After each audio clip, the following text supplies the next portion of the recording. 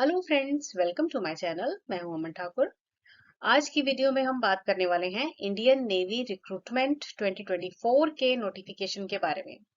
तो फ्रेंड्स, जो लोग भी इंडियन मर्चेंट नेवी ज्वाइन करना चाहते हैं उन सभी के लिए एक गुड न्यूज है, क्योंकि इंडियन मर्चेंट नेवी के द्वारा 4108 यानी कि बहुत बड़ा नंबर जो है पोस्टों का निकाला गया है। अलग अलग कैटेगरी की पोस्ट रहेंगी ये, और इस पोस्ट के लिए आप अप्लाई कर सकते हैं लास्टली 30 अप्रैल 2024 तक, यानी कि 30 अप्रैल 2024 तक का टाइम है आप लोगों के लिए, अगर आप इस पोस्ट के लिए अप्लाई करना चाहते हैं। तो जानते हैं पूरी वीडियो में कि क्या ये अलग अलग कैटेगरी की पोस्ट रहेगी, क्या एजुकेशनल क्वालिफिकेशन है, और बाकी सभी डिटेल। तो चलिए शुरू करते हैं। फर्स्ट ऑफ ऑल, आप देख सकते हैं नोटिस आपके सामने है। स्टार्टिंग डेट रहेगी इसकी 11 मार्च 2024, यानी कि 2024 11 मार्च से ये जो ऑनलाइन एप्लीकेशन है वो शुरू हो चुकी है।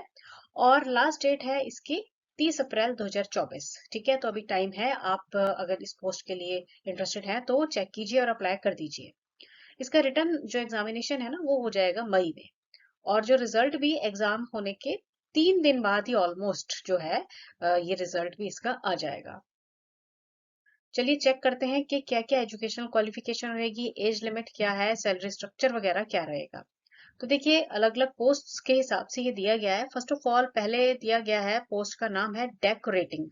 एज लिमिट इसमें चाहिए है 17.5 से 25 साल तक की एज, यानी कि साढ़े 17 से 25 साल तक की अगर आपकी एज है तो आप डेकोरेटिंग जो पोस्ट रहेगी ना उसके लिए अप्लाई कर सकते हैं।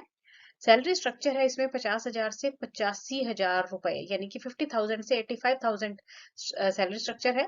और क्वालिफिकेशन इसमें चाहिए है 12th। उसके बाद है engine rating. Age limit same वही है, 17.5 से 25 ईयर्स, यानी कि 17.5 से 25 साल तक की एज। सैलरी है इसमें 40,000 से 60,000, और क्वालिफिकेशन चाहिए 10th। नेक्स्ट है सी मैन। एज लिमिट सेम है, 17.5 से लेकर 25 साल, और सैलरी है इसमें 38,000 से 55,000, यानी कि 38,000 से 55,000, और क्वालिफिकेशन 10th इसमें चाहिए होगी। उसके बाद है इलेक्ट्रीशियन।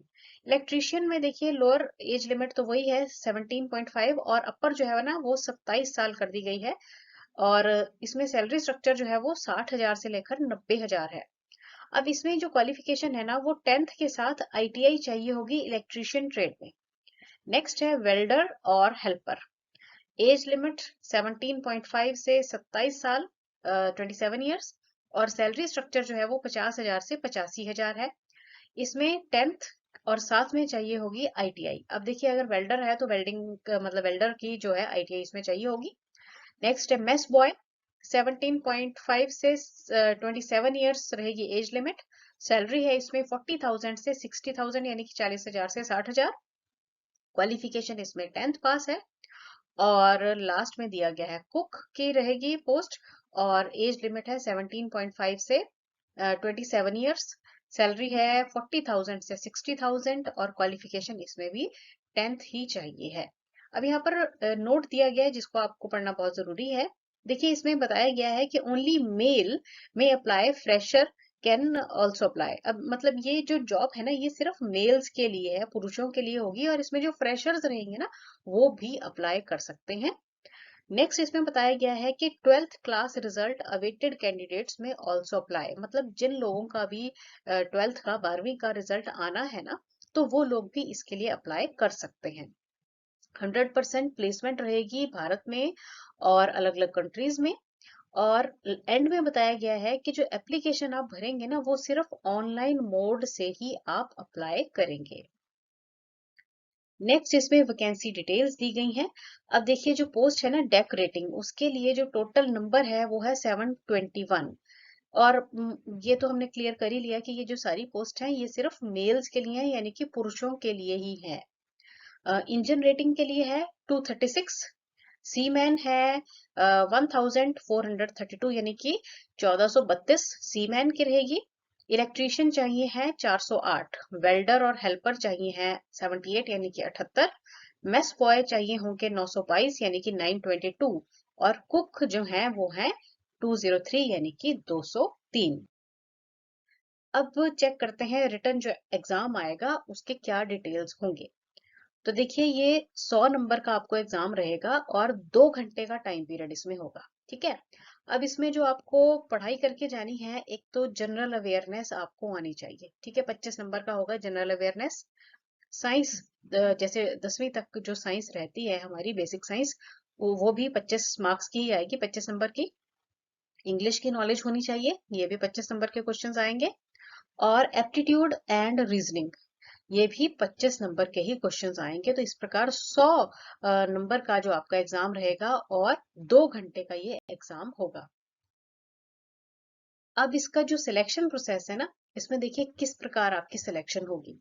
पहले दिया गया है कि written examination contain 100 objective type MCQ questions and each question carry 1 mark. No mark would be awarded for unattempted question. तो देखिए पहली स्टेटमेंट का मतलब है कि आपको 100 क्वेश्चंस आएंगे और 100 नंबर के होंगे, एक एक नंबर का एक क्वेश्चन होगा। और जो क्वेश्चंस आएंगे ना वो एमसीक्यू पैटर्न में आएंगे। एमसीक्यू का मतलब आप जानते ही हैं कि आपको क्वेश्चन के साथ 4 ऑप्शंस दी होंगी जिसमें से एक सिलेक्ट आपने चूज करनी होगी, और जिस क्वेश्चन का आप आंसर नहीं देंगे उसका आपको नंबर नहीं मिलेगा। ऑब्वियस ही है ये। नेक्स्ट पॉइंट बताया गया है कि level of exam will be up to 10th and 12th standard. ठीक है ना, ये जो लेवल रहेगा वो 10वीं और 12वीं तक का ही होगा, इससे ज्यादा नहीं होगा। Examination will be conducted in bilingual. देखिए बाइलिंगुअल का मतलब है कि दोनों भाषाओं में आएगा, इंग्लिश में भी और हिंदी में भी। There will be no negative marking. देखिए नेगेटिव मार्किंग नहीं है, तो इसलिए आप 100 के 100 क्वेश्चन जो है वो अटेम्प्ट इजिली कर सकते हैं, क्योंकि जो क्वेश्चन गलत हो जाएगा उसके आपके जो नंबर है वो नहीं कटेंगे। While filling the online application form, the applicant should carefully decide about his choice of examination center. अब देखिए कि जब आप एप्लीकेशन फॉर्म भरेंगे ना ऑनलाइन, तो आपने ध्यान से अपना जो एग्जामिनेशन सेंटर है ना वो फिल करना है। अभी उसके बारे में भी हम बात करेंगे कि कौन कौन से एग्जामिनेशन सेंटर आपको अलॉट किए जाने वाले हैं। नेक्स्ट पॉइंट बताया गया है कि examination centre once opted will not be changed under any circumstances, hence the candidate should select the center carefully। तो देखिए एक बार आपने जो ऑप्ट कर लिया ना एग्जामिनेशन सेंटर, फिर वो बदला नहीं जा सकेगा, इसलिए ध्यान से आपने चूज करना है। तो ये पॉइंट्स आपने ध्यान रखने हैं। और लास्ट में बताया गया है कि SMA reserves the right to cancel any centre and ask the candidate of that centre to appear from another centre. SMA also reserve the right to divert candidate of any center to some other center for test of examination। अब देखिए SMA के पास ये right रहेगा कि जो candidate है ना, मतलब जो सेंटर्स है ना, उनको अगर कैंसिल करना पड़े तो किया जा सकता है, और फिर कैंडिडेट को अलग कोई सेंटर जो है वो एलोकेट किया जा सकता है। ठीक है, तो ये सिलेक्शन प्रोसेस आपको बताया गया है। अब देखो कि जो सेंटर्स दिए गए हैं वो कौन कौन से रहेंगे। देखिए ये पहले तो बताया गया है कि स्टेट और यूटी और फिर एग्जामिनेशन सेंटर। अब देखो कि जो लोग तो बिहार, उत्तर प्रदेश और मध्य प्रदेश से हैं, उनके लिए जो एग्जामिनेशन सेंटर रहेंगे ना वो लखनऊ और गोरखपुर रहेंगे। ठीक है। झारखंड, उड़ीसा, वेस्ट बंगाल और महाराष्ट्र के जो लोग रहे हैं, उनका जो एग्जामिनेशन सेंटर है वो रांची और लखनऊ है। असम, मणिपुर, इम्फाल, अरुणाचल प्रदेश और मेघालय के जो रहेंगे कैंडिडेट्स, उनको मिलेगा सेंटर गुवाहाटी और लखनऊ का। ठीक है जी। दिल्ली, हरियाणा, पंजाब, राजस्थान और उत्तराखंड वाले लोगों को भी लखनऊ मिलेगा। और चंडीगढ़, हिमाचल प्रदेश, जम्मू एंड कश्मीर के जो कैंडिडेट्स होंगे उनको भी लखनऊ ही सेंटर मिलने वाला है। अब बात करते हैं कि कैसे आप अप्लाई कर सकते हैं। Application should be submitted only online. ठीक है, ऑनलाइन वे में ही आप अप्लाई कर सकते हैं। वेबसाइट इसकी आपने ध्यान से चेक कर लीजिए, www.sealaneMaritime.in। ठीक है, ये वेबसाइट है, और वेबसाइट के थ्रू ही मतलब ऑनलाइन ही आप अप्लाई कर सकते हैं। फिर इसमें सेकंड पॉइंट कह रहा है कि wrong information in any column में lead to application getting rejected. अगर आपने कोई गलत इन्फॉर्मेशन भर दी तो आपकी एप्लीकेशन रिजेक्ट हो सकती है। तीसरा पॉइंट कह रहा है कि before submitting the online application, candidate must review the application to ensure that they have provided correct information, particularly email, phone number and uploaded correct photograph. Online application should be submitted only after ensuring that information and photographs are correct। इसका मतलब हुआ कि जब आपने submit करना है ना, उससे पहले जो भी आपने जानकारी दी है, जैसे कि आपने ईमेल क्या भरी है, फोन नंबर और अपनी जो फोटोग्राफ और बाकी जो डॉक्यूमेंट्स भरे हैं वो सारे सही भरे हैं ना, उसके बाद ही सबमिट करना है। गलत अगर सबमिट हो गया तो एप्लीकेशन आपकी रिजेक्ट भी हो सकती है। फोर्थ पॉइंट कह रहा है कि application portal will be operational from 11th March 2024 to 30th April 2024।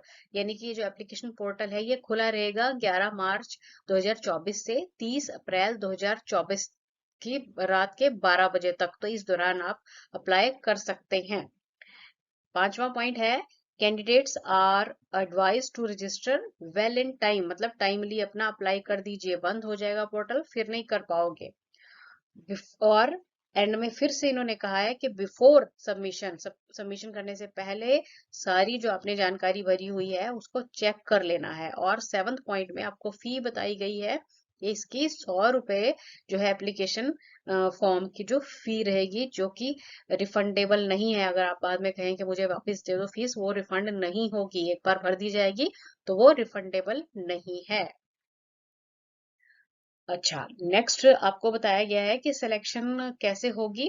तो पहला पॉइंट कह रहा है कि candidate has to first appear for written exam. सबसे पहले तो रिटन एग्जाम होगा, जो कि अभी हमने सिलेबस भी जिसका चेक किया। उसके बाद जो लोग क्वालिफाई कर लेंगे ना, तो उनको पर्सनल राउंड के लिए फिर से बुलाया जाएगा। ठीक है, काउंसलिंग होगी, रजिस्ट्रेशन वगैरह होगी, उसके बाद कॉल लेटर वगैरह जो है वेबसाइट पर अपलोड किया जाएगा। तो देखो तीसरा पॉइंट में बताया गया है कि based upon combined performance of written test and personal round जो है अपना कैंडिडेट्स को सिलेक्ट किया जाएगा, मेडिकल टेस्ट वगैरह के लिए फिर बुलाया जाएगा। तो ये सिलेक्शन प्रोसेस इसका रहने वाला है। अब फाइनली देखो ध्यान से कि इसको अप्लाई कर सकते हैं आप 30 अप्रैल 2024 तक। और वेबसाइट जो इसकी है www.clanemaritime.in।